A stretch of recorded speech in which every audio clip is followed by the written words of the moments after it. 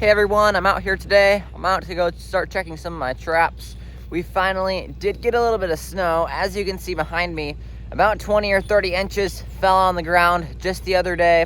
So I have not been out there to check the traps yet, and I'm gonna go punch that trail in and get my traps all reset because they're buried under a ton of snow, as you can see. So right after it snowed, it suddenly cooled down to about 40, even 50 below around our house here. So it got super cold. So I did not end up coming out here yesterday, but it's warmed up. It's about 10 degrees below zero, I think, right now. So huge warm up, 40-degree warm up from what it was just last night. And so, yeah, I'm headed out and gonna go check some traps. All right, guys, here's the first set we're checking today. Snowy in here, all right.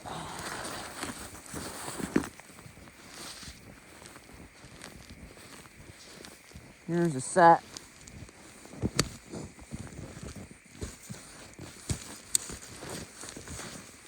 Here's our trap, bridger number 3. We're gonna get this guy all set back up and I'll show you the set when I'm done. So of how soft this snow is, it doesn't pack down at all. It's cold out, as I just mentioned, it's about 10 below. So I can definitely cover that trap up pretty much entirely with snow. As you can see, there's the bait back there. And I got these stepping sticks. So the hope is, if you're a fox coming up, you're gonna wanna step right there in between the sticks where that trap is. And then on my way out, I'm just gonna kind of try and cover my tracks up a little bit and just make this entire area look the same. So, you know, it kind of looks like maybe some snow fell off the tree or something. And it's more likely just to look kind of natural in the hopes of the fox or coyote, wolverine, whatever comes into this trap will just walk right in there and get caught. On to the next.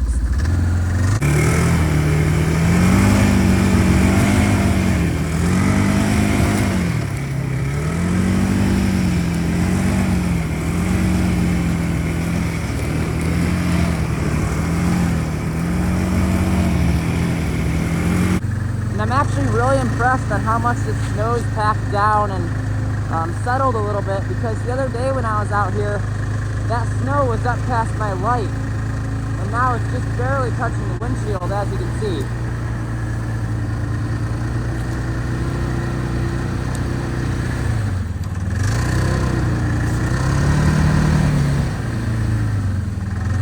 Here's some rabbit tracks. Nice little rabbit run.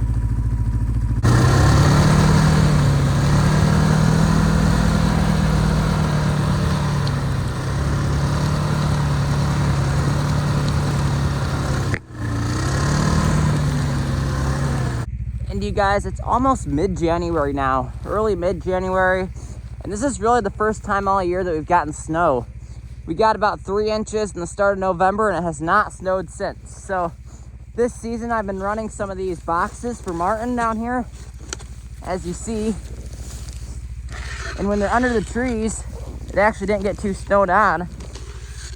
But here's what the box looks like, and then I got a 110 conibear that sits inside of it. So yeah, that's a great trap, but it always just depends on what kind of climate you're in. And 99% of the time, you cannot use those in Alaska very much, unless they're hanging up on a tree or somewhere they don't get as much snow. Here's another set that I'm experimenting with this season. Right down here, I have the trap. And this is kind of it's not really a cubby.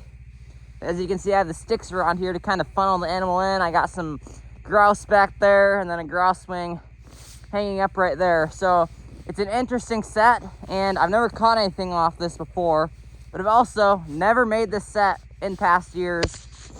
So it's a little bit more open and potentially could catch some animals that are a little bit more smart and are a little bit shy to go inside of a cubby.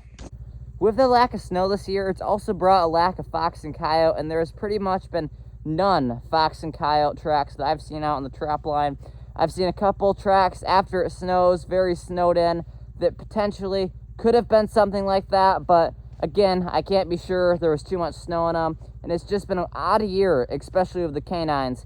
I've actually had to branch out and trap some animals that I don't usually go after, like ermine, mink, and stuff like that, because there isn't anything else to trap, so why not try for them?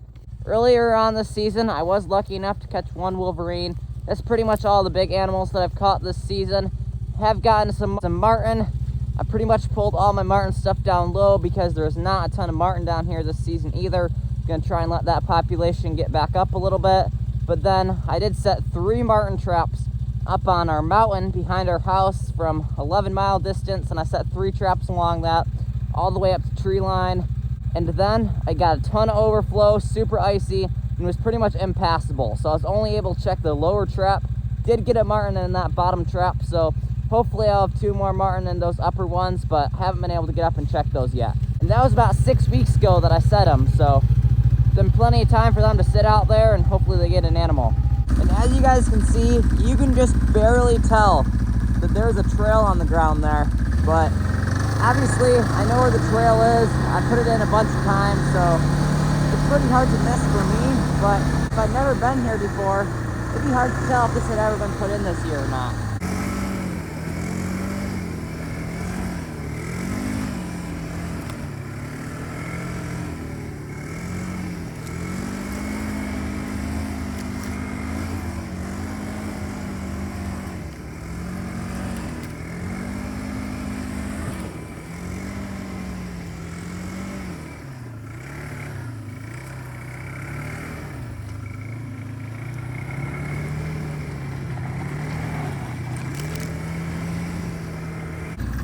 Yeah, and this is still a ton of snow, but it's insane how much it just compacts down and settles into, when it first fell, we had a good 28 inches or so, and now there's probably only about 15, 20.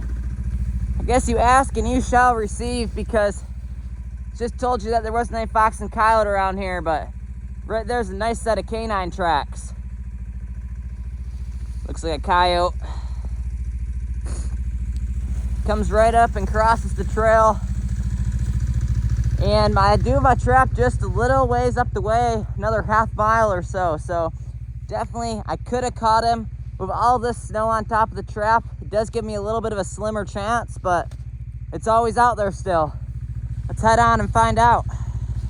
Guys, here's what some of my other marten sets look like. Just got a little can, or a plastic flower pot is what I use.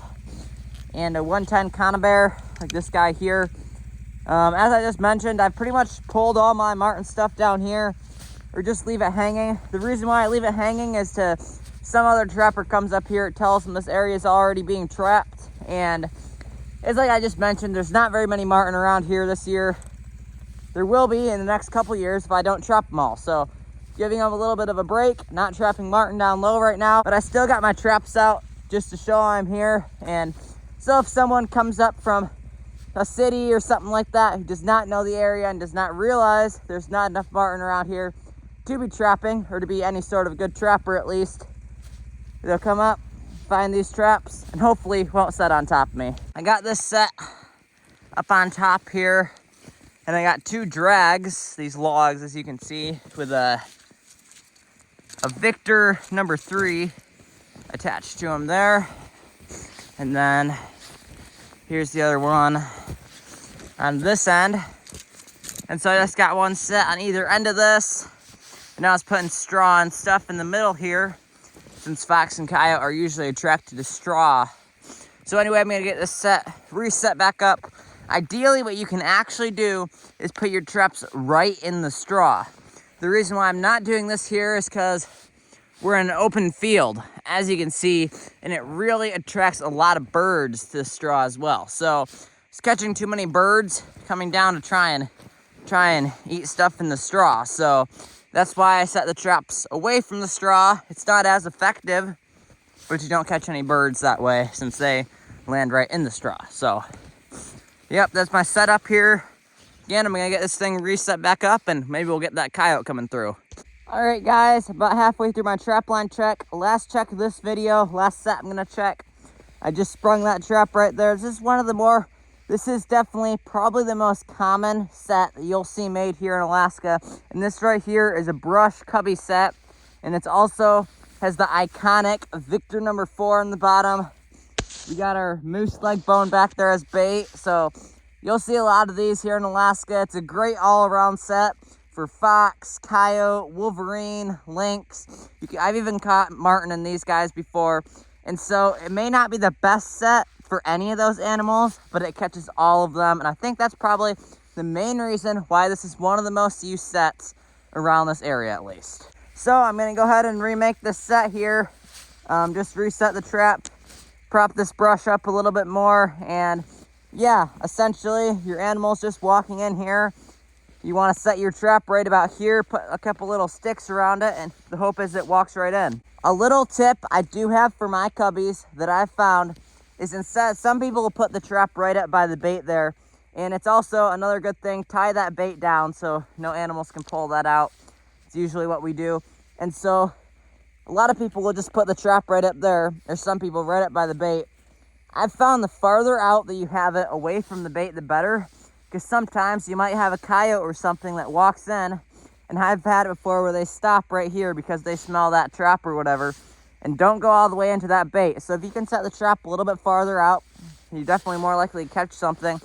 I also had one time that I had a wolf literally run right in front of the cubby, never even probably stopped and looked at it, but it ran right in front of it. And if I would have had that trap another half a foot out, I probably would have caught that wolf. So again, if you can set your trap just right on the outside of that cubby versus right on the inside, personally, I believe that you have a whole lot better chance at catching animals.